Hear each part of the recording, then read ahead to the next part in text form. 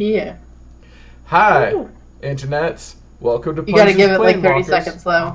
No, really, do I I? can't hear you when you first come on because it takes a little bit. It does. Hang on. I'll figure out if we're actually Yeah, let's test and find out because there's a live. new person pressing buttons today. Well, So we'll find out if it's actually showing up on Twitch. It'll be exciting. It will. Usually I get a notification on my phone. the notifications lately have been like hella weird. They don't always come up on my phone, which is most unfortunate. It is. Dun, dun, dun. Oh, yeah, we are live. Excellent. Yay! We're live on the interwebs. Hooray! Hi, interwebs. Welcome to Pungeons Planeswalkers, a subsidiary of Pungeons and Dragons. I am your DM, Dungeoneer, and we also have Ceramic Owlbear and Health Pack Stream and Critical Bard that are all playing with us tonight. And let's start things off with the traditional Pungeons D20 roll of who's doing the recap. Oh, Lord. That's all bad. That's all bad. That's all bad. I rolled a 13. What? Okay. Nice. At 20, I wasted it. And just that's you, CV. You got the low dice. Well, no.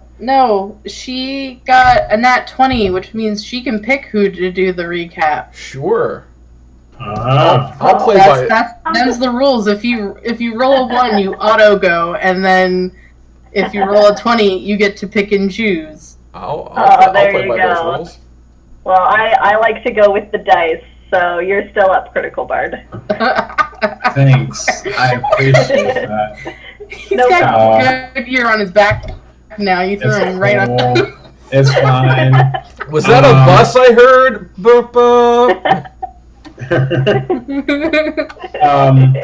So last time on Planeswalkers, we rescued a kid who turned out to be an Aragonasi warlock, I think. And then soon after, my character Korath came out of nowhere from this hole because magic and stuff. And then he came out, and everyone's like, "Wow!" And he's like, "Wow!" And they almost fought, and it was like, "No, we're good." And then, oh yeah, the house end thing was like a square cube thing, and it fell in the hole, and we had to go get to the house so we can get some stuff. And before that can happen, we got attacked by these null zombie things, and we destroyed them. Actually, Korath destroyed like all but 2 of them. And then we went in the hole, and then we fought a Minotaur skeleton who tried it. We also did we kill him? I think we killed them. I think so. We did because I got his great axe, and then we left. We got the square cube thing, and then we stopped for a while. We plugged the hole, and then went to the city. Almost didn't get in the city because the kid was being a lot. And then we went inside the city, and then we went to the inn in there, and then we stopped, I think. That is where we wound up.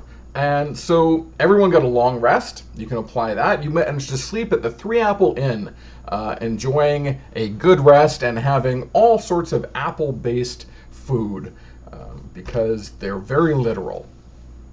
There you go. Can you remind me, what's the name of the town we're in? That is a good question. I believe You didn't name it. I forgot which town I sent you guys to. So you are going to be in the town of Nuktuk. That's Nuktuk. Nuktuk. Love it. Nuktuk. Nuktuk is a mixed community of elves and halflings, the occasional dwarf, and some humans. It's situated in the middle of a lovely forest, and one of the things that you heard in the tavern as you were settling in for the evening was the local excitement for the traveling carnival that had just come to town. You wake up from a long, actual restful sleep and gather in the inn in the morning to have breakfast, oatmeal with apples and turnovers and the scent of a lovely dark roast coffee just makes waking up so much easier. And as everyone gathers, one of the things that you find right away is that Minkor and Maladrak were seen leaving earlier in the morning because Minkor had woken up and Maladrak was the lightest sleeper of the lot of you, so the two of them have gone off exploring. The innkeeper lets you know that they have headed towards the carnival because Minkor is a lot, and he was demanding.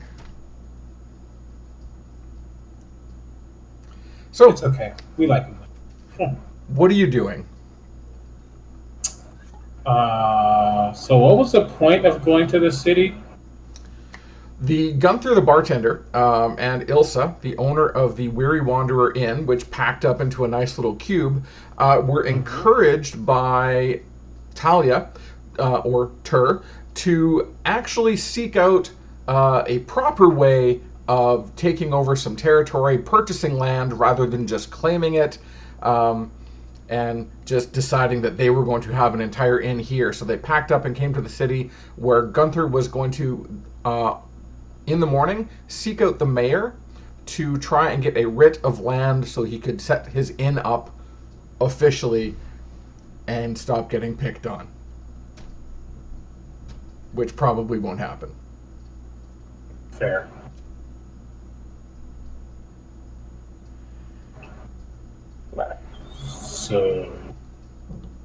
So as you guys are setting up in the morning, Gunther and Ilsa head out the door. He just waves. He's like, I'm going to go do the thing and talk to the mayor. And I hear there's lining up and waiting and paperwork and money costs. And you guys are fine.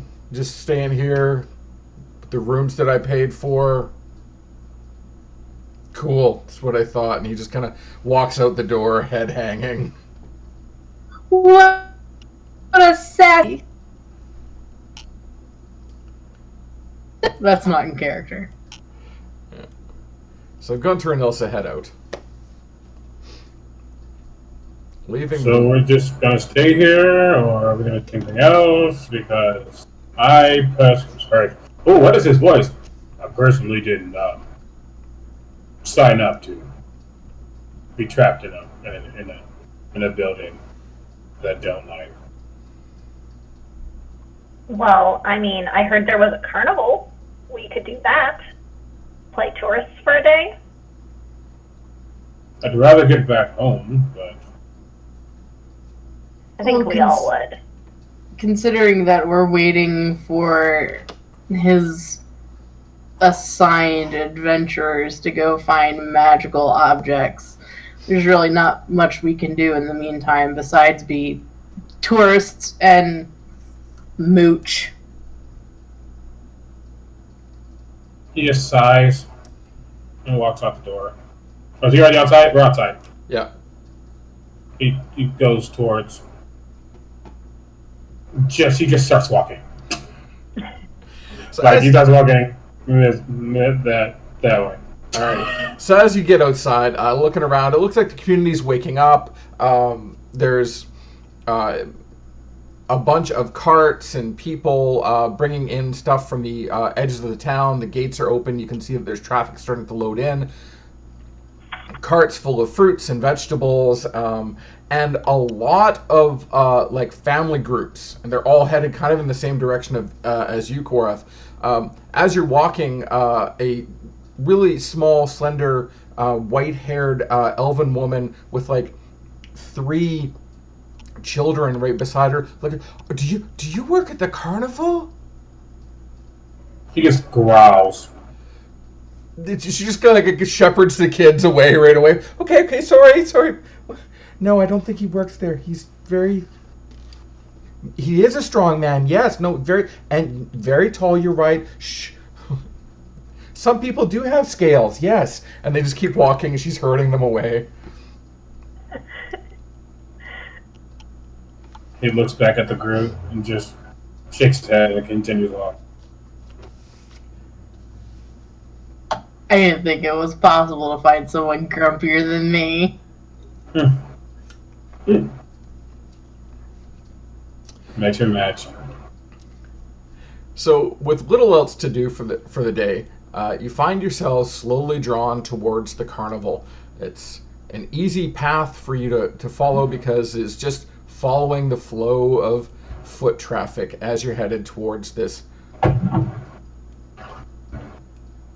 Oh, come on, you. I spent time building you. You better work. There we go. Ooh. Nice. I'm excited for this. Oh, man. So, as you approach the carnival, arriving right at the front, there is a map above the carnival showing the overhead view with everything listed that's going on at this carnival. There are vendors, there are games, there is a fun house, an oracle, carousels, rides, food vendors, exotic dancers, a fighting pit, and the Big Top, which its advertising will be opening in just a few short hours. As you walk in the front, you see a tall, imposing man, 6'6" easily, but very slender, a big, full beard, and he's talking as people come in. Yes, that's right. Only a cup apiece each. Welcome to the carnival. You're going to enjoy yourselves, kids. Yes, you too, ladies. Just a penny a head. Empty head still pays full price. Come on in. Come on in. Oh, you... He stops as Korath approaches. I'm not going to charge you double even though you're twice as big as everybody else. But if you want a job, come and talk to me later. You and... He looks at Tur. No, full price for you too, little miss. And Petra. You live around here? You look familiar. I've seen your face before, maybe a face just like it. Come on in, everybody. Have a good night. Oh, man.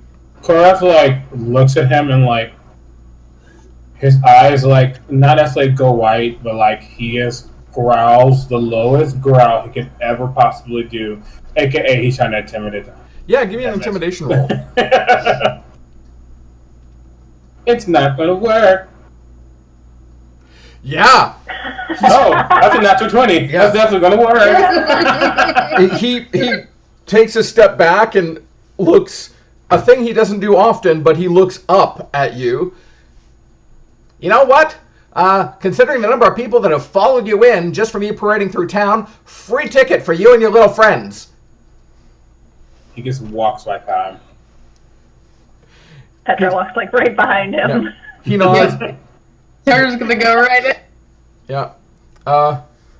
As you walk in, you see this another little old man. He's carrying what looks like a crankable music box with a large tuba attachment over one shoulder, and he's playing carnival music. He's just cranking it in front, and it's pumping this songs out. And as you guys walk by him, the barker just looks over. Just don't bother our new friends, you idiot! Shit, keep that thing quiet. And he walks over and actually kicks the guy off to the side, out of your way, Korath, knocking him to the ground. He's like, just stop it! You're going to offend him, and we don't want to offend him. Look at how big he is. He's bigger than me, and that's not something you see every day. In fact, we should be charging extra for everybody that comes in after him. And you, start your music up. What are you doing laying around? And he just starts shouting at this old man that was doing the crank and grabs him, by the harness, pulls him back to his feet, gives him a shake, and then turns back with suddenly a very welcoming and cheery smile to all the people that were behind you and pretends as if nothing had happened. What a monster. Okay, then. So, we've come to this place. Why he does not talk like that? So, we come to this place. What are we going to do? So you've seen the map. Looking around, you see right as you walk in, you see a bunch of men kind of filtering off into the large gambling tent, leaving their families behind. The human men going in there, some of the elven men and women moving in through, looking at the trinkets, the children, all the human children and halfling children and running around immediately into the toy tent. This was set up to just funnel people right towards the spend money zones. And you see that there are actually some cute little carny style toys, the cup and ball and the bouncy paddle and a little crank thing that you like hold the stick and crank it and it makes a little like the inflatable puppet man dance, so it just blows wind up and you get the little dancey thing going on and the kids are oohing and awing. And then straight on from there, there's Federico's Foods, where there's vendors providing all sorts of beverage and food, and there's these giant vats of boiling oil where they're just dipping food in and pulling it back out, and people buying like dough and meat and assorted sweets that have been dipped into the hot oil. Well, it seems like we have options in front of us. We could go make money on some of these carnival games, but they're all probably rigged. I see a fighting pit. If I'm going anywhere, I'm going to a fighting pit. That's fair. As in you are, or we are? I said I. Maybe. Okay. I. But if you want to fight, I won't stop you. The likelihood of us going up against you at the end is probable, and I really don't want to get my ass kicked today by you. So I'll have fun gambling on you though.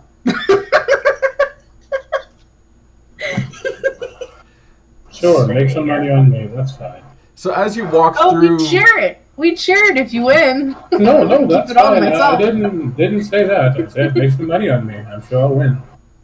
So as you walk through the carnival, you see the assorted games being set up. Hoopla is a ring toss where they're throwing they're throwing rings over square blocks that have little prizes on top of them. Some of the prizes are actually surprisingly intricate little clockwork dolls and figurines. The darts is darts. High Striker is the hammer game. There's an actual carousel. You're not quite sure how it's powered, but it's an assortment of unicorns and lions and other magical-looking creatures, all done up, carved in very, very solid woods going around. The ladder climb is the typical tipsy-turvy dexterity game of trying to climb up and ring a bell. Actual swings that are being powered by a crank. So there's a Goliath standing next to this cranking, and the swings are going back and forth until they finally whip around, and children are screaming and enjoying themselves. You see all these things happening as you head towards the fighting pit, following in Korath's wake. Do you all want to darts or High Striker or something before? Or you're the ones who really wanted to come here. I saw fighting, and I'm like, I'll fight. I'll do strong things. I wasn't sure if that was something you only did on your, adventuring days, or if that was a pastime that you liked for your downtime, too. I'm a soldier. I'm a fighter. That's all you need to know. So it's in my blood, literally. So. Well, tell me what. Well, you want to go to the fighting pit. Talia, what are you thinking? So, would we know that we need to place do they have betting at the fighting pit? Or is that something we need to figure out once we get to the fighting pit? It's something you'd probably you figure out once you get there, but it's not uncommon. Okay. You hear I just didn't know if that was separate from the gambling that was going on in the tent that was at the front of the carnival. Just based on your passive perception alone, you can hear as the crowds start filling in, you hear people talking about fights they've seen before and who they're betting on today. So it becomes clear very quickly that you can either enter or just bet on fighting matches. Aces. Yeah, we can go watch the fight for a bit, and then I think there's shooting stuff that I could probably do to make us extra money while we're here.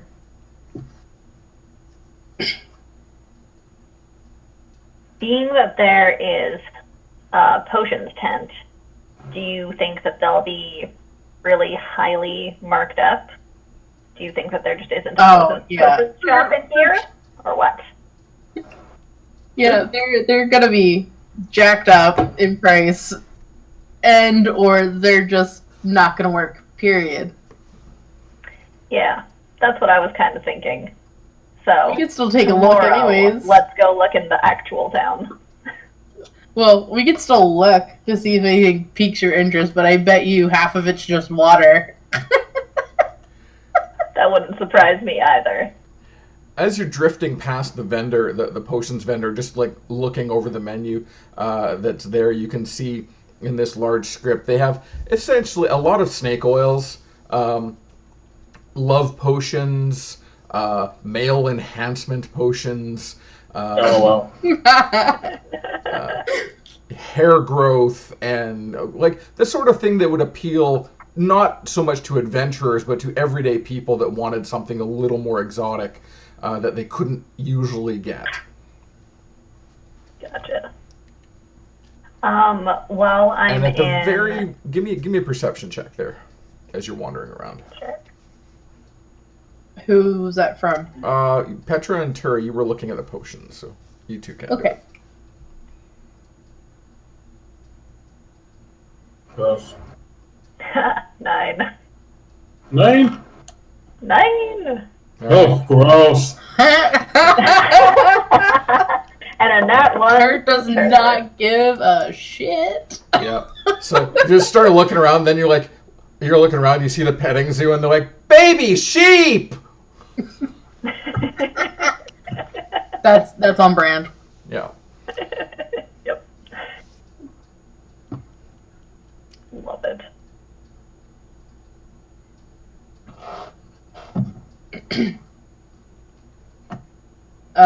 So are we continuing on to the fighting pit then? Off you go. All right.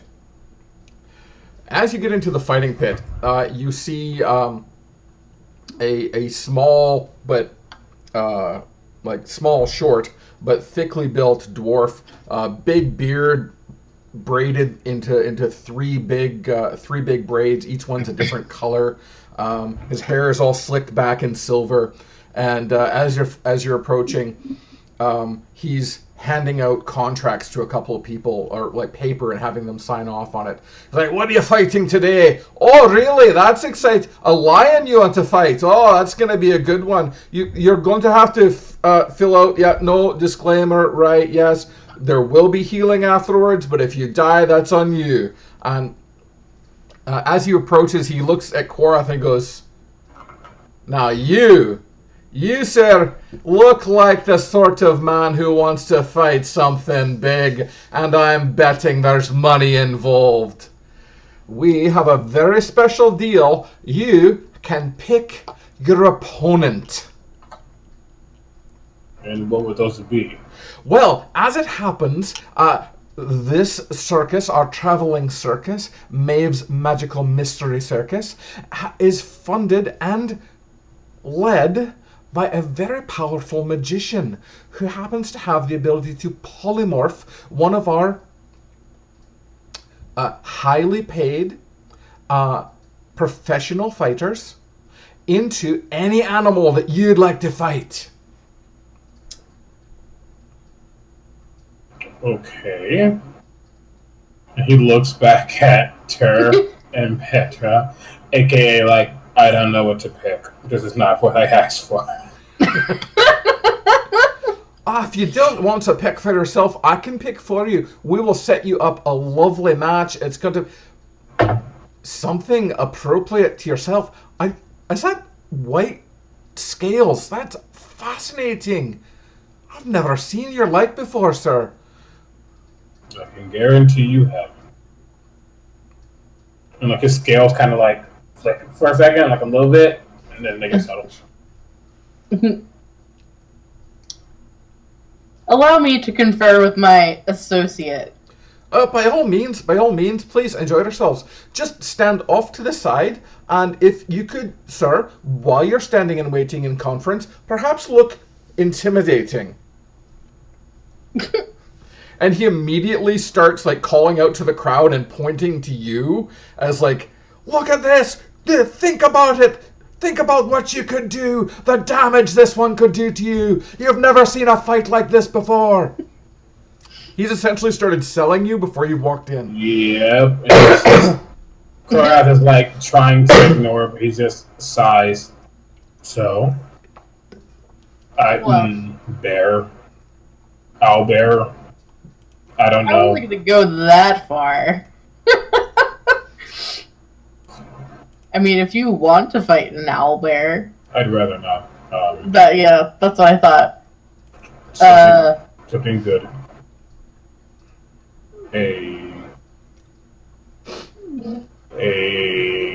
You know what? I can't pick.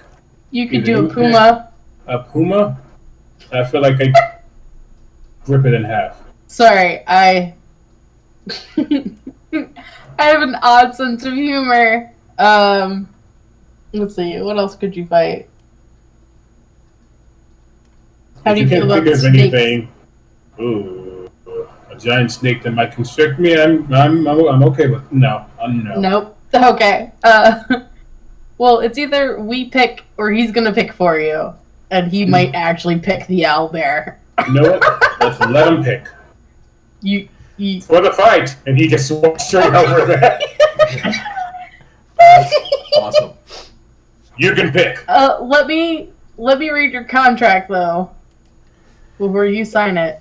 He's not reading anything. Yeah, I know you're not reading anything. Let me read it. So the contract very simply states that the fighter agrees to not hold the circus, Maeve's Magical Mysteries, responsible should they sustain injury or death during the fight, that they enter it of their own free will, and yes, so on and so forth. Is there fine print besides that?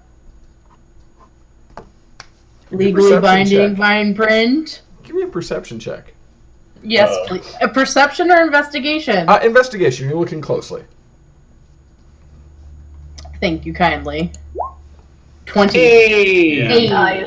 As you're pursuing it, there is some very complicated language, but it essentially states that the circus itself reserves the right to enhance the combat should it not be entertaining enough, and that they will. I don't know what the word is. That they get to keep any and all entrance fees for the fight. Gambling purses are to be done separately. So nothing that's really, you're not signing away your life to work for them. Okay.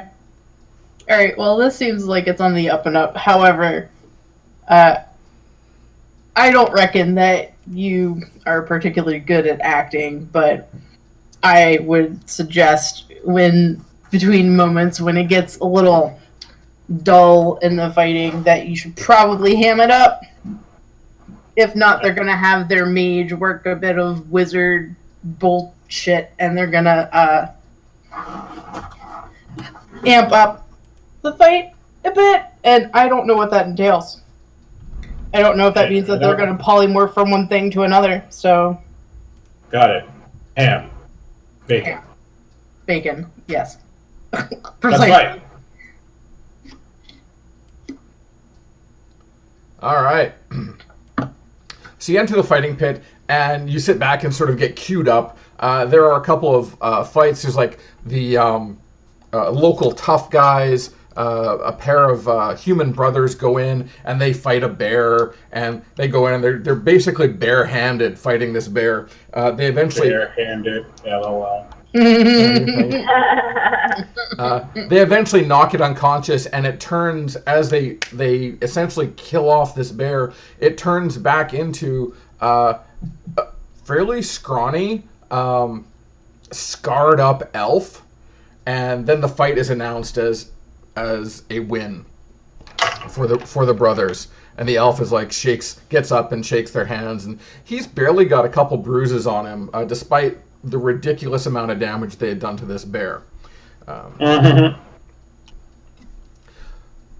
next fight goes in, and it's a big armored human. He's got like double swords. They're big, heavy swords, and he goes in, and he ends up fighting an earth elemental that is called up. And the battle goes back and forth and back and forth before he is driven to the ground and knocked out cold. There's a sickening crunch as the earth elemental finishes him with a big foot to the ribs, and you like hear like the crunch of ribs, and you can see like a big footprint in his chest plate. And he's drug off to the side by medics who stabilize him, but that's it. They keep him from dying and wake him up, and he's just like, oh, that's a lot. All right. As this is all happening, you guys start seeing bets happening on the sides. There's a lot of people going back and forth. There seems to be some unofficial, at least one unofficial bookie, a red-haired elf, just like spiky red hair. He's going back and forth taking bets, but then a lot of other unofficial just people betting against each other. So, Korath, you get queued up. And the dwarf comes over to you and says, all right, I got something really, it's going to be fabulous. You're going to love it so much. It's going to be really exciting, I think. And do you have any magics or special powers that we need to know about, that we can tell the crowd what to expect? I'm Dragon. So Dragon. Dragon, excellent! I love it! And I'm big. I noticed that. I come up to your waist. I don't like talking to your balls, gonna be honest with you. They don't like talking to you either. Right. But, alright then. So, before you go in, do you want to put any money down on yourself?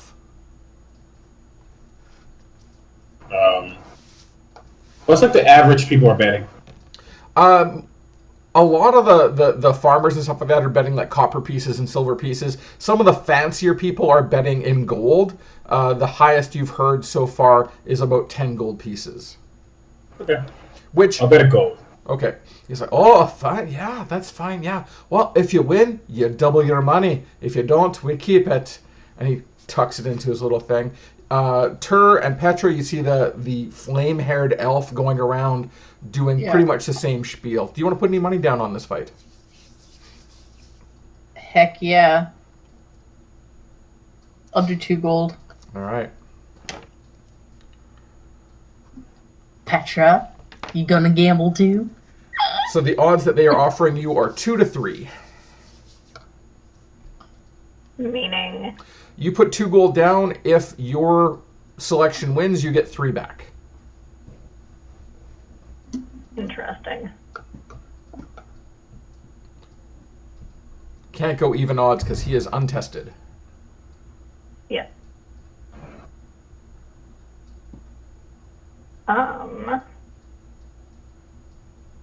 You know what? Petra will put down 5 silver, but against him.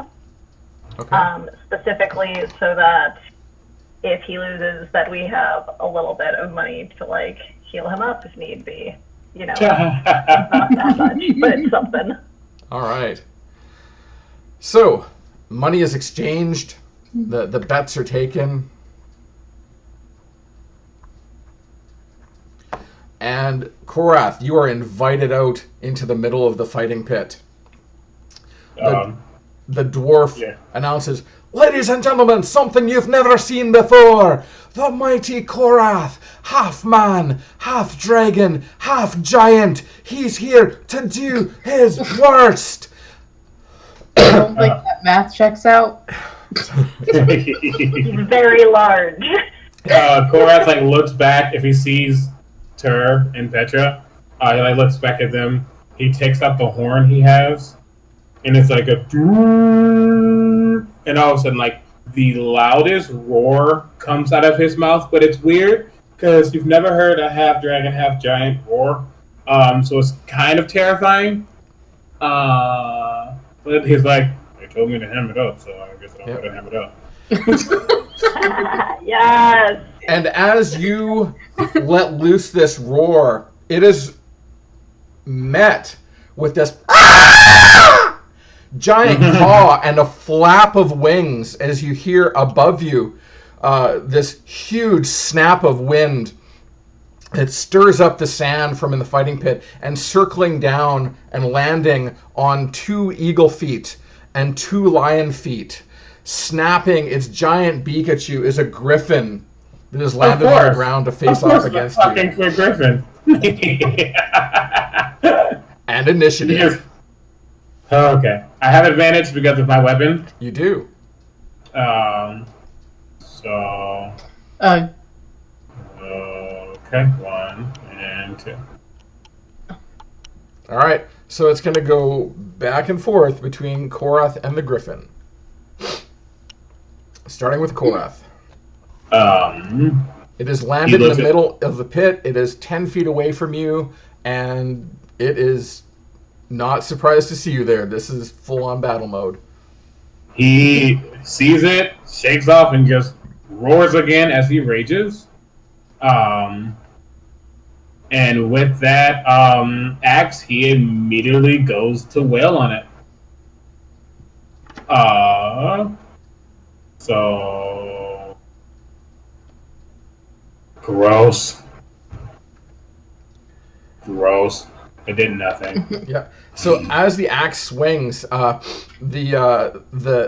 eagle head of it looks over at you, and you see a light of intelligence in its eyes that you wouldn't normally see in a griffin. And it dances back and just shuffles over to one side, and your axe swings shy of its head, and it snaps back with the beak. And he roars again and holds fast. That's all he can do right now. Mm-hmm. Let's see if we can get this to work. Go gadget integration. All right, we'll do it over here. Mhm.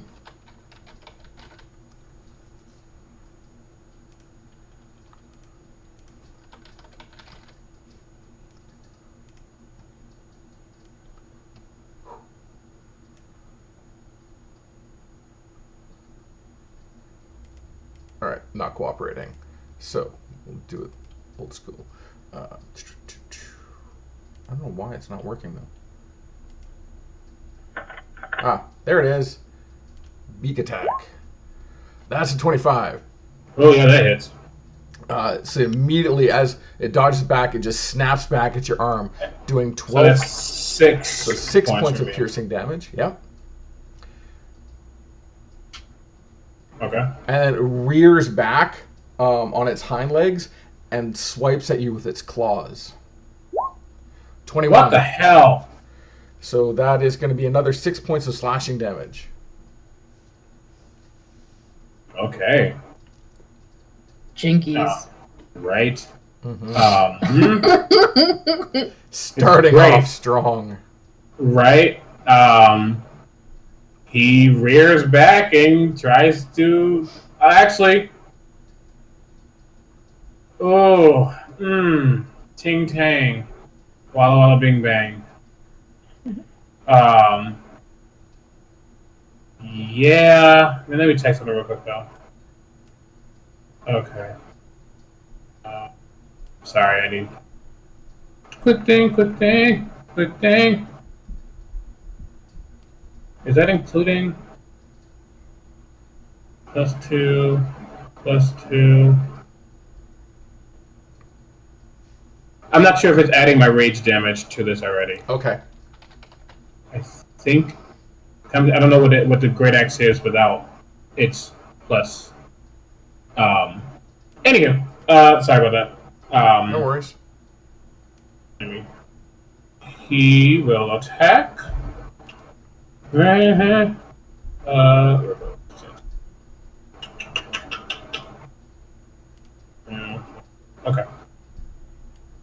Where are you at? There you are. Hit the button. A 17 hit. 17 hits. Okay, 6 points of Hell yeah. slashing. And that's all he can do right now. Yeah, that's that. All right. So coming back around, the griffin dances back away from you, exiting your space. So you go ahead and attack of opportunity. Hell yeah, dude. Okay, it didn't matter. Wait, what? That was only damage. Yeah, so you need to. Right? What the heck happened? Try that one more time. There you go. What is it doing it for? Weird. Okay, let's just do this because it's +7. Okay, that's annoying. Mm-hmm. 18. All right, that is a hit. Nice. So that was 16 points of slashing damage. Jesus. Okay, yes. So as And he I dances think that's adding rage. I don't know. I really don't know. it says D12 it's plus not. 5. That's not adding rage, I don't think. All right, D12 plus 5, so it should be another plus 2 on top of that? Yeah. All right, so that was 18 then. So I add another 2 from the other hit. All right. Yeah, because my strength is +4, +1 from the axe, +2. Yeah, okay. Yeah, that's 7. All right, good. So it launches itself up into the air, circles once, twice, trying to get around to behind you to force you to circle, and swoops down, trying to rake you with a beak, snapping at the back of your head. Misses, rakes at your shoulders as it goes past. 13, does that hit? Nope. The claws miss you as well, and it swoops back up. It's in the air right now? It is. Okay. How far? It is In about air? 10 feet over your head. Okay. He sheaths his weapon for a second and takes out a javelin, and tries to throw it at him. Nice. Yeah. Solid. Nice. And does that counts as range, doesn't it? Yep. Bitch. Never mind. No range damage to that. But he hit him. Okay. And that's what he does. All right.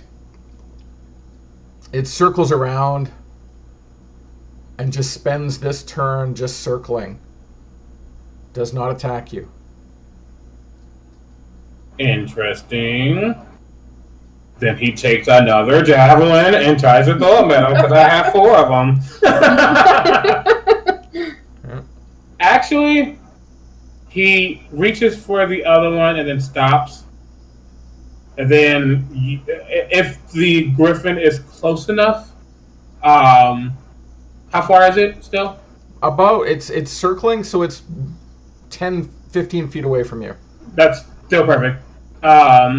If the griffin's close enough, it can start to feel a temperature drop as he rears his head back and breathes out a cone of cold at him. Solid. A cone of cold, yeah. Wait, what? Oh, Constitution sorry. Yeah, save. you need to make a yeah. That's a Yes! natural one. That one. Beautiful. So ice just cakes over this griffin's face and beak and down onto its pinions. Its wings snap hard and like ice crystals fall off of it, but it just falls to the ground, having had several of its pinion feathers just frozen solid by this ice breath. It hits the ground and rolls, unexpectedly landing, taking a lot of damage because it was not expecting the fall. Success. Struggles back up to its feet and like shakes itself loose, and attacks you, striking with its beak, snapping back, doing 4 points of piercing damage. But it's still getting its feet under it. It can't rear back to get its claws involved. Back to you. That axe is back out to destroy him. Don't be mean to me. Don't be mean. Let me do this real quick. Maybe it's because I just need to refresh the page. I don't know. Yeah, okay, good. Boom! Yeah! Huge hit.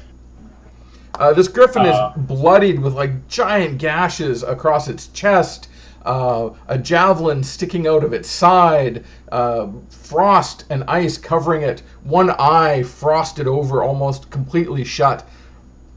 And then, as a free action, he kind of looks around, and what comes out is a mixture of draconic and giant. And what if you hear draconic, you hear "are not," and if you hear giant, you hear "you entertained." Nice. Give me a performance roll on that. Ugh. Okay. I got a +2. You can do it. I believe in you. 14. Nice. The crowd starts cheering. They're like, yeah, woo, making all kinds of noises and the bird like looks around, looks at you, and cocks its head. Launches its forepaws, faking towards you to rake, but actually lands him on the ground. Flips its hind legs around and kicks as hard as it can, trying to drive you flat onto your back. Opposed strength. Oh, okay.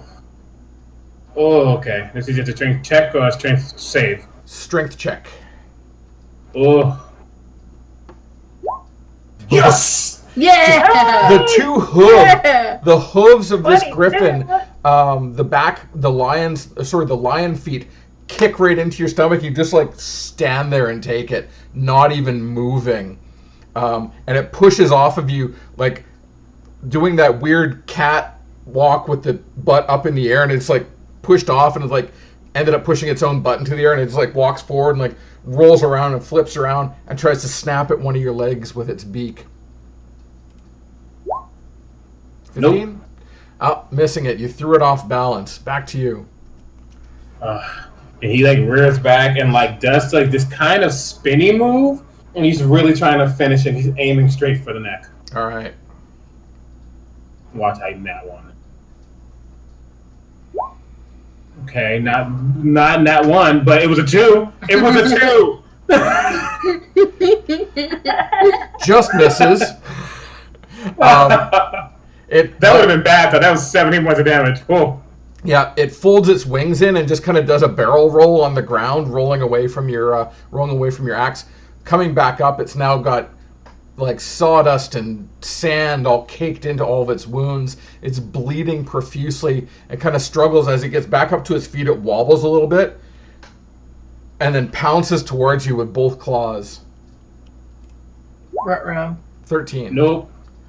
Again, just falling just short, as if it had misjudged. It lands right in front of you. You can see that it's still reeling a little bit.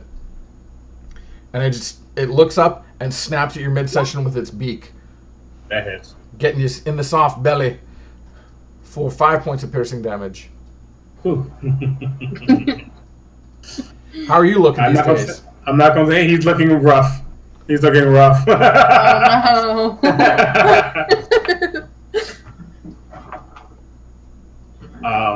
And with that, he like screams again as he does this reckless. Awesome. no. Can you describe this reckless attack for us? What the hell? Both of them didn't do anything. Try that again. Well, I'm going to roll, and we're going to use that damage. If it works. As the thing tried to beak at him, he scooted back and actually screamed. He jumped higher than he probably looks like he can jump, but he's strong. He got big legs. And it's one of those almost picturesque moments where, like, there's the person in the air with the axe or something, and he's like screaming as there's something at the bottom, like underneath, like. So like it's very picturesque Just if it lands. Arching backwards, stretching out, exposing that belly that has just been bitten. Axe swinging back behind your head for the extra snap. Don't fuck me over. Don't. Okay, that's the first one. That's the first one. It's advantage. It's advantage. Wait. Oh. 15 hits, and the axe comes down in the middle of this griffin's back, right between the wings, slamming it to the ground. And as it hits... Oh, that's actually 17, not 15. Okay. 17 to... It hits, and it splits the griffin right between the shoulder blades. You actually see it peel away, and as it peels away, it starts to turn transparent and gelatinous, and it just melts into the ground at your feet. And when the ooze all slips away, there's a fairly sturdy looking, shaved head, no beard dwarf laying face down in the dirt with your axe about an inch into his back on just to the side of his spine. And he looks up like with one eye and just gives a thumbs up and then falls face first into the dirt. And the crowd loses their shit. They start cheering and screaming, and I need perception checks from all three of you. Hell yeah. 21. 16. Nice. And 18. Nice, not bad. All right. Yeah. So over the screaming and cheering of the fans in the fighting pit, Petra and Talia, you hear more screaming coming from outside the tent. That, like, happy screams or, like, No, not happy? terror-filled screams coming from outside the tent. Oh, what in the fresh hell? I collect our money first, and then I Priorities. The tent. Yes, and well, we don't have much of anything here, so money is of great importance to Tur at the moment. Yeah, so I get our money, and then Tur will walk out and survey what's going on. Friends, this is horrible timing, but my mother just texted me, and it's an emergency, so I might have to hop out of here. All right. Oh no, I hope everything's okay. I hope okay too. But Yeah, she all didn't. Yeah, sorry about that. Peace, man. Go. We will take it from here. Yes. Okay. Sorry. It's, All good. keep us posted. So, in the middle of the ring, as Korath is looking down at this dwarf who's just given him a thumbs up, there is a crackle of light from off in the backdrop in the shadows of this tent, and a beam of light hits Korath, and he is turned into a little hummingbird. What? Starts flying around, and he seems disoriented and immediately just flies towards one of the little windows in the high up in the fighting pit and just out. Okay. Oh! Immediately after that, several more rays start firing off into the crowd, and there are more hummingbirds coming. Perception checks. I'm gonna have to send you a video later, because when you said more hummingbirds coming, it just reminded me of a video. Oh, damn, Tur, you had one job. I've got 16 perception. Okay. Well, that's Petra, what you see floating out of the shadows is a large sphere. It's just floating, and on the top of this sphere are several small little tentacles.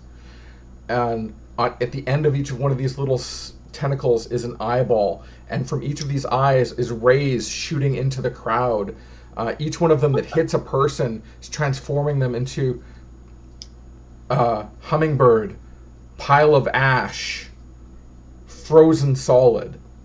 Because all this stuff is happening. And you look around and you see this huge single eye pops open and looks out at you. And at first it seems as if light is reflecting powerfully off of this eye, but then you realize there's no light in the room, and the eye itself is shedding light in a giant cone, looking around. And the screams from here turn from cheers to terror.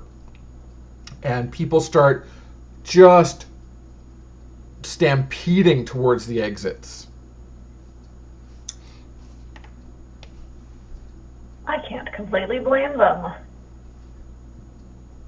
Yeah, that's some stuff. Do I see was it a dwarf who was signing up Korath to fight? It was, yeah. Threebeard. Can I see him anywhere? Give me another perception check.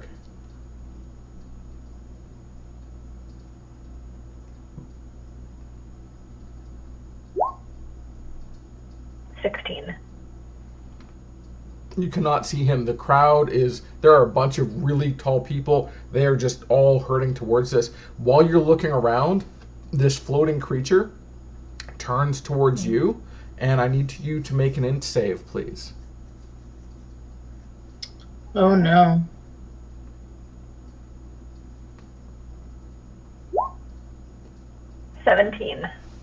This green ray fires out of one of the central stalks. A green beam that you've seen has caused other people to just fall dead at their feet. It strikes you full in the chest, and you feel nothing. Okay. And it's still looking at me? Yes. I'm assuming that Petra knows what this is, even if I myself only know a little bit. Petra, give me an Arcana check. Petra is proficient in Arcana. 16. This appears to be a beholder. A monster of legend, also known as an eye tyrant. Each of its eyes having a different magical power that is devastating. This is the type of creature that is a nightmare that has been known to ruin entire countries on its own. Lovely. Petra will just kind of call to Chur, like, so are we just unlucky, or is this part of the show? I highly doubt that this is part of the show. I think we've angered the gods. Oh, with our existences, and this is how they want us to die. Well, I hope you've lived a good life. Is there any cover anywhere that we can drag ourselves to out of eyesight? Chairs and benches, and you're not terribly big, but it does have a lot of eyes, and it's seen you. You need to make an int save for me. Oh no. Oh no. Oh, this. Oh, 12. God damn it, Tur. Oh no, something's bad gonna happen. Okay. Tur, a grayish beam of light hits you, and as it hits you, you can feel your hand seizing up, and you watch in horror as your skin turns gray and granite-like. You take 1 point of damage. And you start feeling it spreading to the rest of your body as if you can't move. Oh no. I'm being turned to stone. Petra, Great. Petra, I need a perception check from you. roll the perception. Okay. Only 8 this time. All right. So you just see Tur looking at her hand and screaming. Or perhaps a more quiet, oh, fuck. Yep, it's just a string of fucks.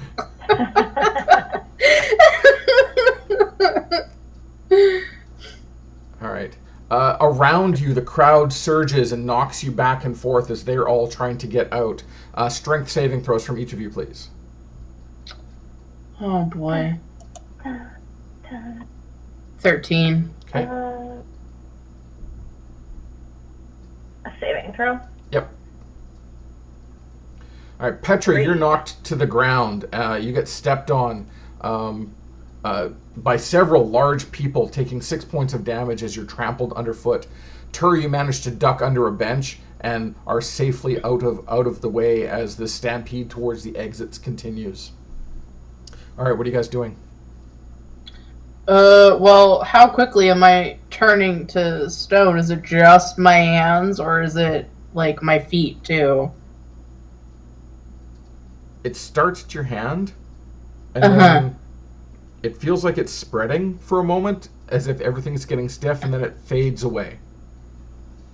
Okay, so it's just my hands, then. My hands are useless. Just one hand. Oh, just one hand. Just one hand, yeah. And even that has started, like, it feels stiff, but then it's like, okay, no, you're good. Oh, so I can still move it? You can still move it. Okay, how about we get out of here? So is it blocking the one exit? It came from the back of the tent, so it's driving everyone out into the fairgrounds. Okay, yeah, I think we should leg it and leave through the front then with everybody else. Mm-hmm. Yeah, I am more than okay with that. Using other people for cover. Can Petra try to cast guidance on herself? Yes, absolutely.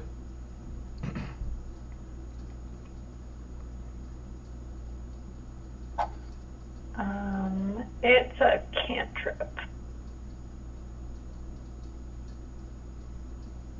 So does that mean it just happens, or do I still roll for it? It just happens. It just happens. Or you use an action and it just happens. Okay, sweet. As you do that, and you look over at Tur, you look back to this beholder, and Tur, while it is huge and solid and scary to you, Petra, to your eyes, it's become like this wavering projection in the air, light over mist. You can see through it.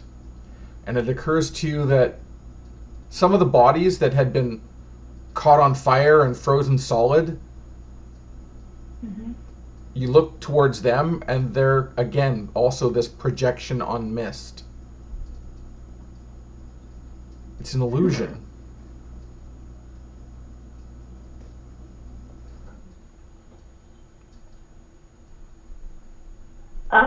Petra will call out to Tur, telling her that. Like, I don't think it's real. All right. Well, that's a way to jeopardize a whole bunch of lives.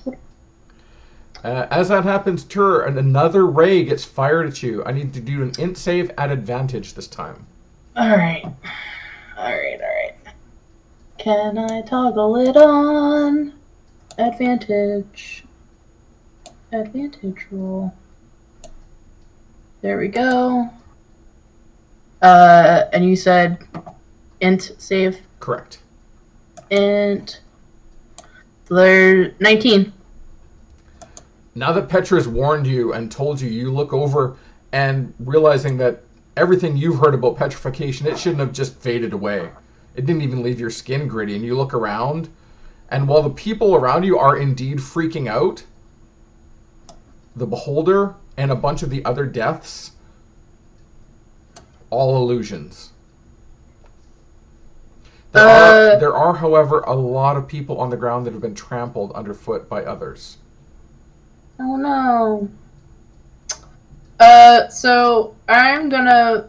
So If I look at the beholder, can I see the whoever's casting it like behind it? No, you cannot. But you can see this sort of the vague outline as this show continues of the beholder firing rays into the crowd, and people who should have been running, it's like they appear to get just destroyed by the beholder and fall to the ground, and a bunch of the people are illusions as well. So there is this whole false show happening. Hey, Petra, you want to head to that Oracle tent? I want to make sure that anyone who's real here is okay. Can I sort of look around for, like, real people who look like they've been hurt? Yeah, there's a bunch of people on the ground. Some of them are just like curled up in a ball, shaking and twitching and bleeding out the nose and ears. There's other people that have obviously been trampled. There are several smaller, frailer humans and elves that are unconscious and arms bent at weird angles. They've been trampled underfoot of other people. Okay. Petra is going to kind of go to the one that looks the most hurt, and cast. Please tell me I have good cantrips today. And cantrips, you guys, new things for me. And cast Spare the Dying on the one that looks the worst off. All right. This frail old elvish woman, who, I mean, based on your understanding of elves, she must be in her thousands because she's looking wrinkly. And you cast and she stabilizes, and sort of coughs, and you manage to roll her under the safety of a large wooden bench. Cool. That's an action. So next turn I have things to do. You want to do anything, Tur? Looking around, you can see there are a few other people that have figured out this is an illusion, and they're just taking shelter. Yeah, no, the only thing that Tur really wants to do is to find the spellcaster and put a bolt between their eyes at this point. All right, give me a perception check. Nice. 19. Nice. All right. Across the fighting pit, now that things have cleared out a little bit, on the far side near the exit, you just make out a figure in a dark cloak, turning towards the exit, a wand in each hand, and ducking out the far side. As you do this, as you see this, the beholder that is this illusory beholder and all the people that it is, quote unquote, killing, starts back up. So it's as if a cycle has been reached and it's now at the repetition point. Alright, I'd like to rush towards the beholder in that case to get out the back and follow the cloak figure. Or is there a chance for me to get a bolt off in the cloak figure before they completely leave the tent? At disadvantage. Okay. Alright.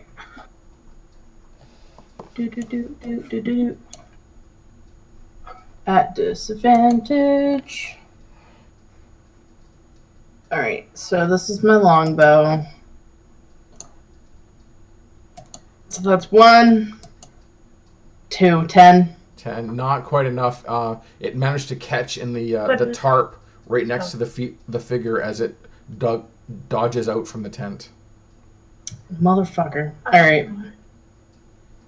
I feel like Petra is pretty focused on the actual people, but can I do a perception roll to see if I saw them too? You've been specifically looking at for all the injured, so it's going to be a disadvantage. I'm fine with that. Dun, dun, dun.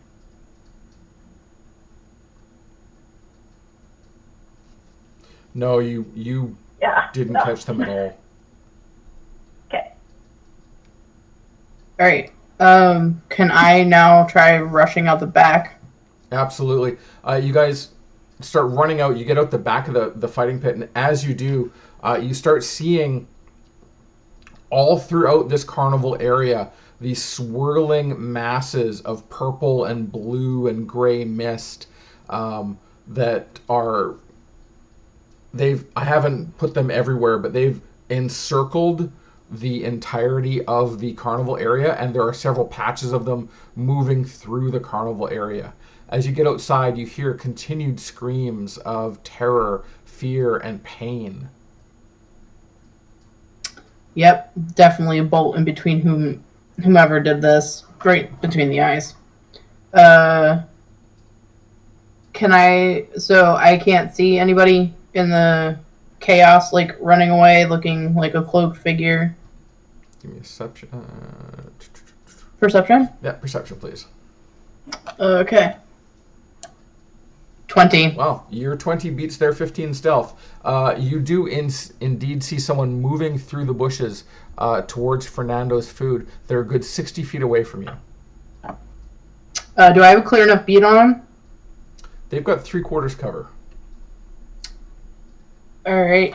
Then can I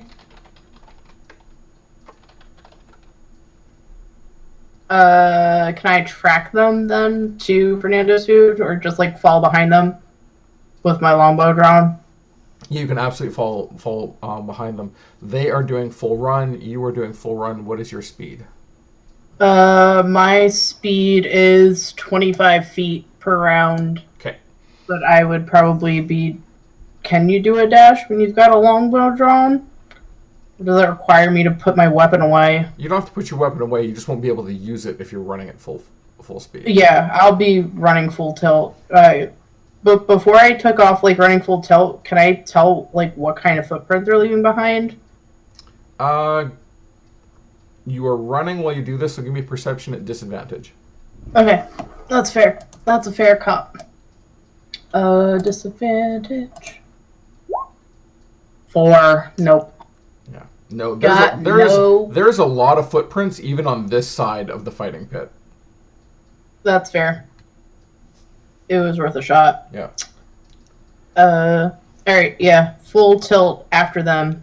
So you run your full 50, they make it a full 60, so they pull out to 90 feet away from you.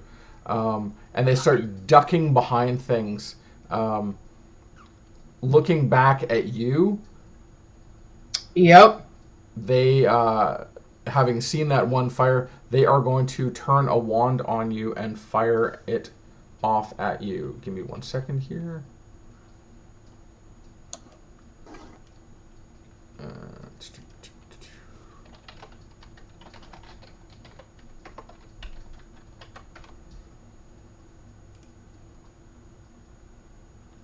All right, I need you to make. Okay, so I have to do that. That's a 19, so it's going to be a 22, and I need you to make a.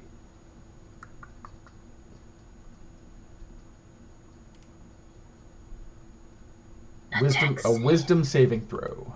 Fuck. Alright. 18. All right. The ray hits you, and you feel feathers, your hair starting to burst onto feathers, and you like flex and concentrate on who you are as a person, your core, and you manage to shake off the spell before it polymorphs you into a bird. You know, that would have been useful. Because I probably would have still gone after him anyways. No, yeah, so I'm going to keep running after him. Okay.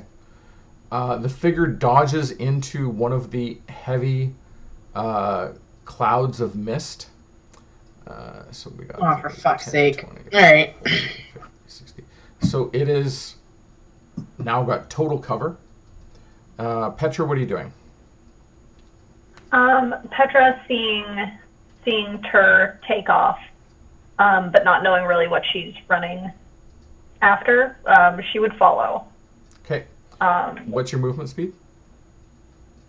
I should know that. I want to say 30, but hold on, I'm finding out.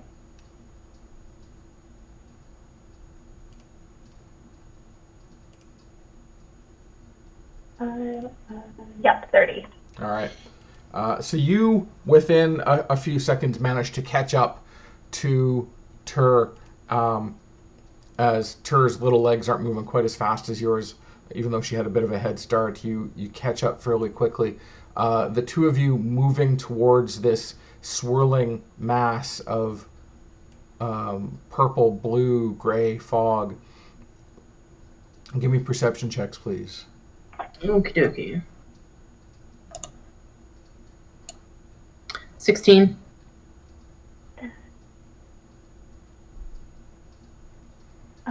15? Okay. Mine's a...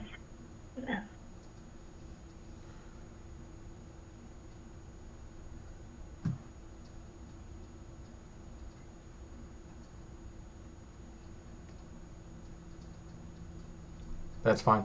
So you manage to see this creature, this hooded figure, dodge into the mist, then back out, and reach the fun house.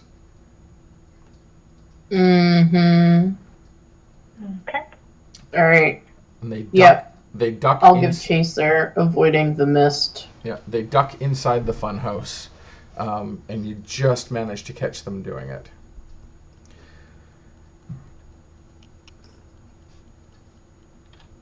Take you around to get there, but once you do, you have reached the fun house. Are you making any preparations? Because the door has closed behind this figure. Yep. Is Petra caught up with me at all? She just as you reach the fun house, she catches up. I'm gonna kick open the door and stand to the one side in case they shoot a spell out. If they were dumb enough to still stand at the mouth of the fun house. Mm-hmm. You kick the door open, and it looks like it just opens up into like just darkness. There's no light. There's not even a shadow. It's the darkest you've ever seen. That's cool because I'm a gnome and I have dark vision. Which normally would allow you to see even in the dark, and this Fuck is you, the it's magical blackest darkness. is the darkest dark you've ever seen. God damn it. Alright.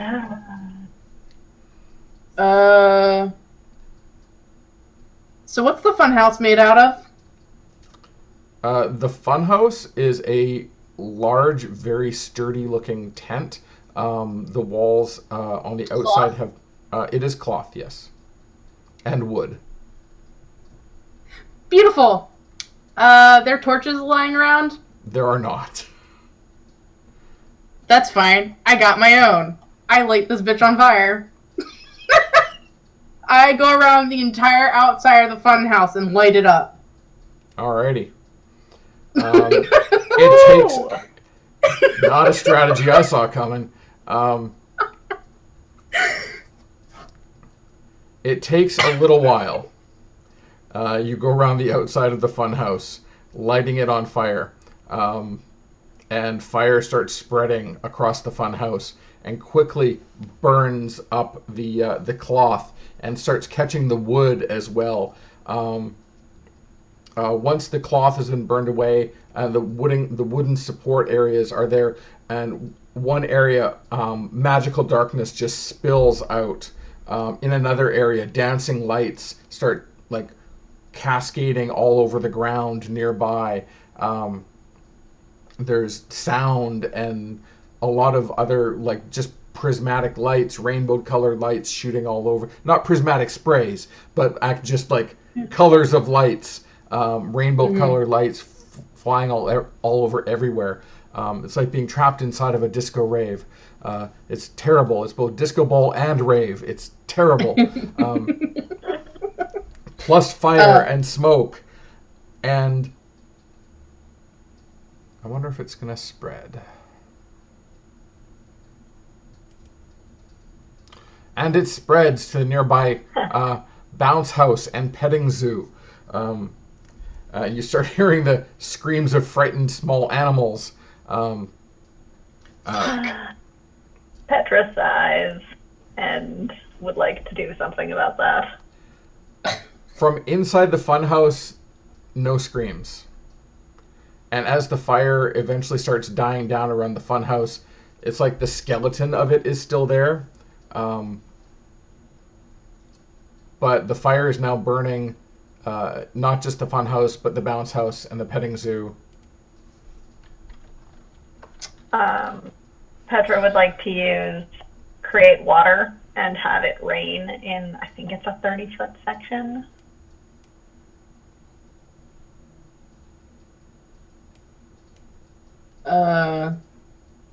Where are you putting it? Are you putting it on the bounce house, or are you putting it on the petting zoo? Because Tur can go free the animals. I'm putting it on the bounce house. Okay. Tur will run and let the animals out of the petting zoo. 30-foot cube. 30-foot cube that I can make it rain on.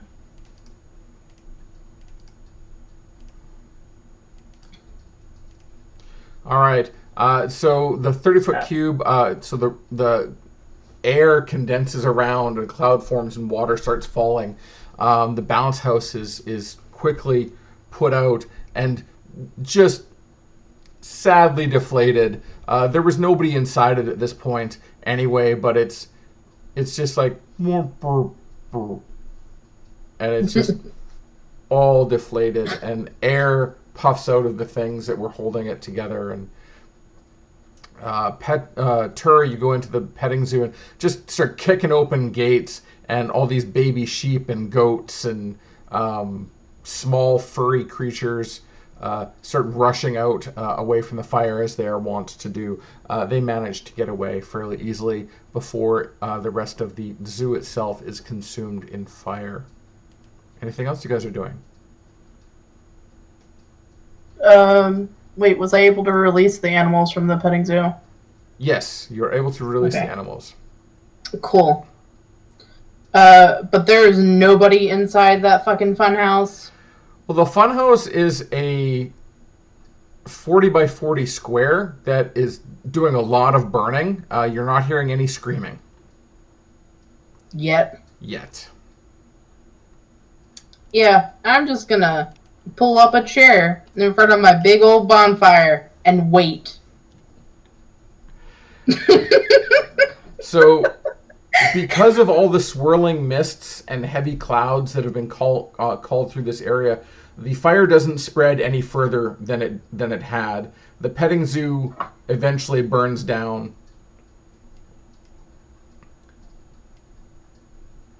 As the fog moves around, there's these three larger chunks that are moving through the area. One of them obscures the funhouse for a little while, dampening some of the fire but not putting it out. And when it eventually burns down, you can see there were metal constructs on the inside and a metal framework holding up panels of glass and mirror and other assorted things, but all the wooden parts, all the cloth parts are burned down, and there's not much left. It takes some time to do this as you sit and watch and wait. Okay. Is that unnatural darkness done? The unnatural darkness is still there.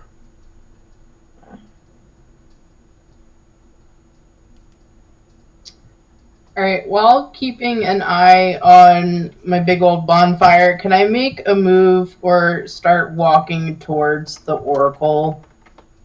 Yep. Okay. I'd like to giddly bop. Like, right over here. Can I see anybody in the tent at all? As you get closer, you see that there is a guard standing out in front of it, wielding, dressed in red, wielding some sort of large stick. It's I can't remember the word for it. It's the blunderbuss. Thank you. That's the word I was looking for. Thank you to whoever. He's got a gun? It is a type of gun, yes. It is essentially just a large hollow tube that is stuffed with random stuff, and then it explodes out at somebody like a shotgun. Yeah, I am familiar with a blunderbuss, but blunderbusses are smaller, dragoons are larger. I know this because I was doing research the other day. Amazing. So I was trying to figure out, okay, so is it a dragoon or is it a blunderbuss? It is a blunderbuss. Okay, so it's smaller than what I was thinking it was originally. Yeah, it's Okay. about 4 feet long total. Yeah, I mean it's still ain't nothing to fuck with. It's not something you want to be on the wrong end of. No. That's for damn sure. Okay. Alright. I'm just gonna. So I can't see into the Oracle tent past the guard. The guard is standing in front of it, and the Oracle's tent has had its flap dropped down, and he's like just standing out in front of it. Okay. What? I saw you light that fire.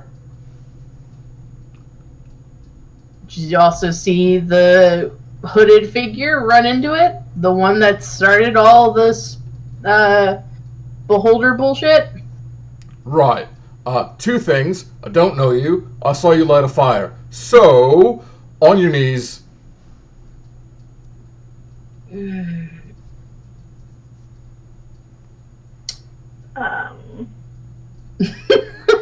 Can Petra hear this? Yeah, you were kind of staying in the back there, but you saw Tur heading over towards the Oracle. So what are you doing, Petra? Mm-hmm. Well, she would have, gotten a little closer to where Tur was going, but still definitely keeping an eye on the funhouse. I'll move her, 10 feet this way. Something like that. So, yeah, there's a guard pointing a large brass tube at Tur, and you hear him say, I saw you start the fire, get on your knees. Okay. Petra is going to, begrudgingly take her eyes off this funhouse, and try to sort of wave down the nice security officer and say, but I helped put it out. Would you like to help us? Like to be oh, sorry, I didn't mean to cut you off. Go ahead. No, it's fine. I was going to say, would you like to help us find, this spellcaster that was creating a beholder? But, beholder, spellcast? Oh, right, so you're holding all of us hostage. Right, you, on the ground, too.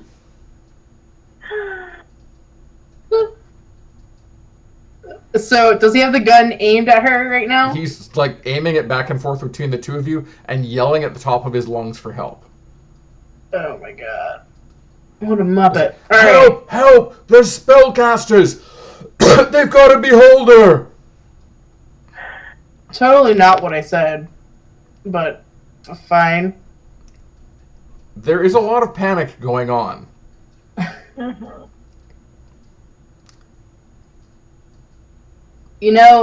All the animals have escaped from the petting zoo, and I'm pretty sure I saw some horses trampling people. Don't you think your time would be better used assisting the general public?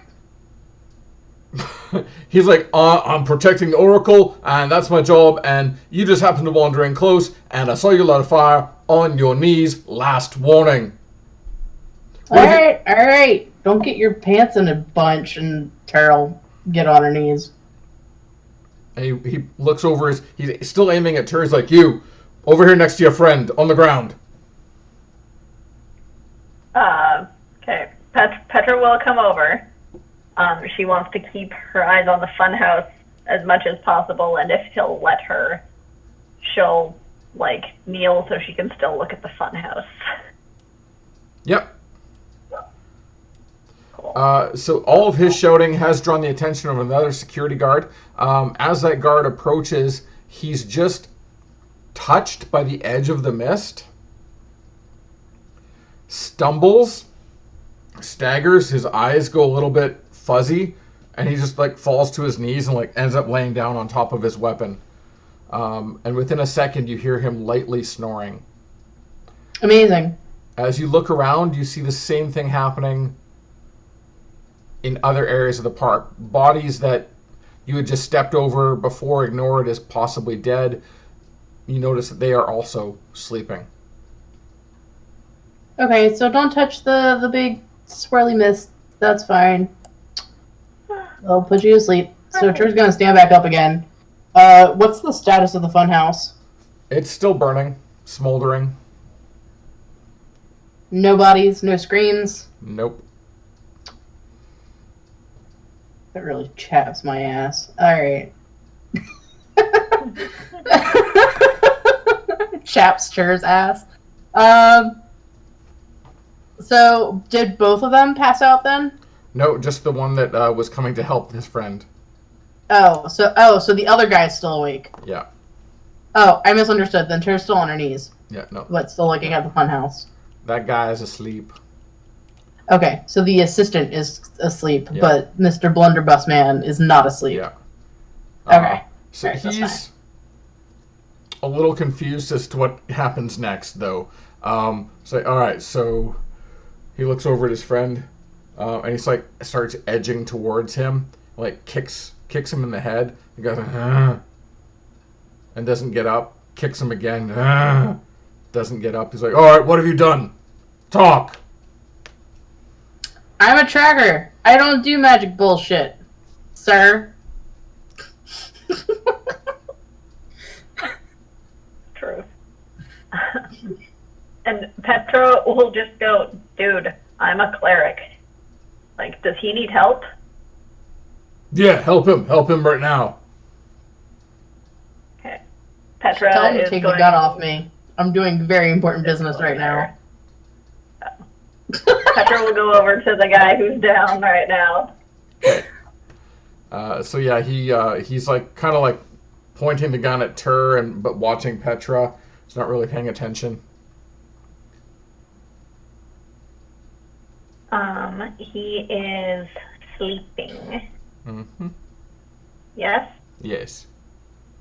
Petra is going to try to wake.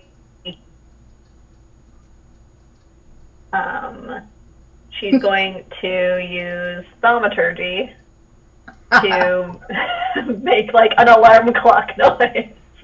Meh, meh, meh, meh. Shake Like a the ground klaxon. around him. Amazing. He like makes a little bit of noise and rolls over, and then it's like curls around his blunderbuss as if it like a stuffy.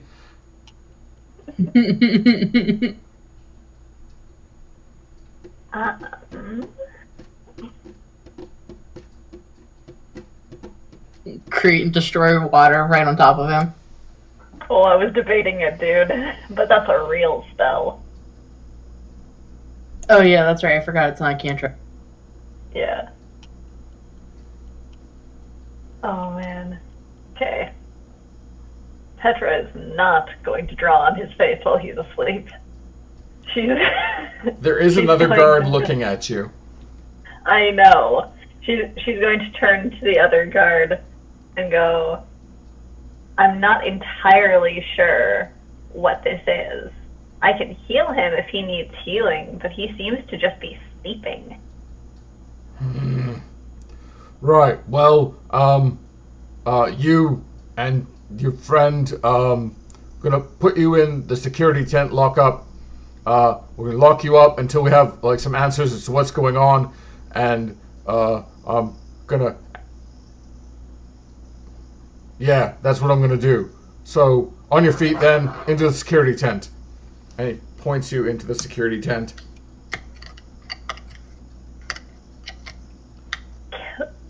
I'm okay with you keeping tabs on us. I just want to keep tabs on the fun house. It's not your concern right now. You're my concern. And get in the security tent. Go on. Well, what if you helped us? What if you do what I tell you, or I shoot you for setting fire to the carnival? I will do what you ask. I am just asking if you need to keep tabs on us if you wanted to come with us. Your answer is clearly no. That's fine. She'll walk towards the security tent. All right. He walks you into the security tent, and you see there are several very small cells that have been assembled in here. And he points you into one. Go on, both of you, get in there.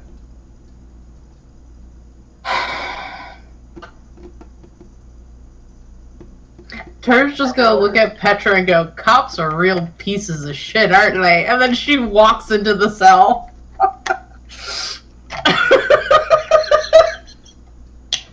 Alright. He gets you in the cell, locks it up. And just because I don't want to take the rest of the story away from the rest of these guys, why don't we put a pin in it there? Alright. It's because I know CB had to drop out, but I want him to be able to come back into this. And Totally. we will continue with the burning of the We get a funhouse. Yes. We get a jailbreak later. Yeah. So that's going to be it for tonight, folks. Thank you for joining us. I know it's a short session, but we are short-staffed. So we will be doing a larger one next time, hopefully with a full cast. All right. Thanks, everybody. Thank you. And we are off stream. So. Okay. There wasn't anybody in chat, so. Okay. I think that worked out. Wow, I fired your funhouse, so. This turned into a gong show. I was not expecting that funhouse to be set on fire. So that ruined all the illusions that were in there. Yeah, sorry. No, that's totally cool. You put the antagonist in the funhouse, and Tur only saw one solution to. What? You're not just gonna walk into the funhouse so that you can get tortured by illusions? No.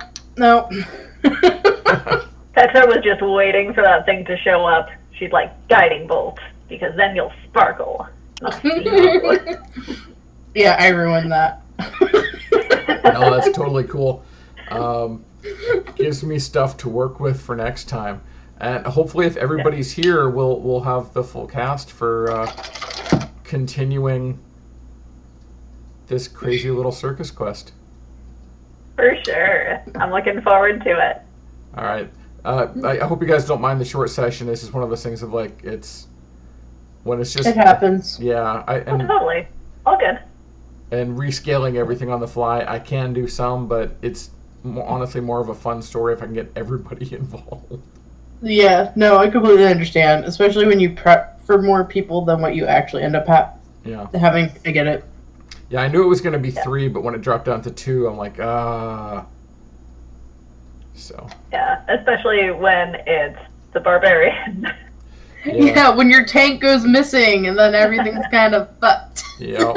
Because then you have your 2 squishies. Yeah. You have your support, and then you have your long-range support. Yep. Y'all didn't even go into your medic and your long-range support. Y'all didn't even go into the big top. I want to preview this for you guys because I was excited by it. Oh, that's cool. I downloaded some maps for today from elventower.com. So there's even stuff going on in the big top, which... Freak 300. Oh. Yeah, I mean, I didn't edit some of this stuff, so I gotta... But at any rate, yeah, Carnival and Big Top, circus craziness. That's awesome. Yeah, I'm excited for it. It's so funny that you brought up a circus because what I've done for my homebrews, that I started up recently. I brought the party together at like a springtime festival Nice. because I didn't want to bring them together at a tavern. And one of the carnival games is called Drunk Punch. Nice. Tell me more. Basically, I got it off of Reddit, and apparently, like what Drunk Punch is you get teams of 2, you sit them across the table from each other, and then someone drinks their tankard. They do a Constitution save, and then what they end up doing is they go and they punch the person sitting opposite them. So that's why it's called Drunk Punch. Amazing.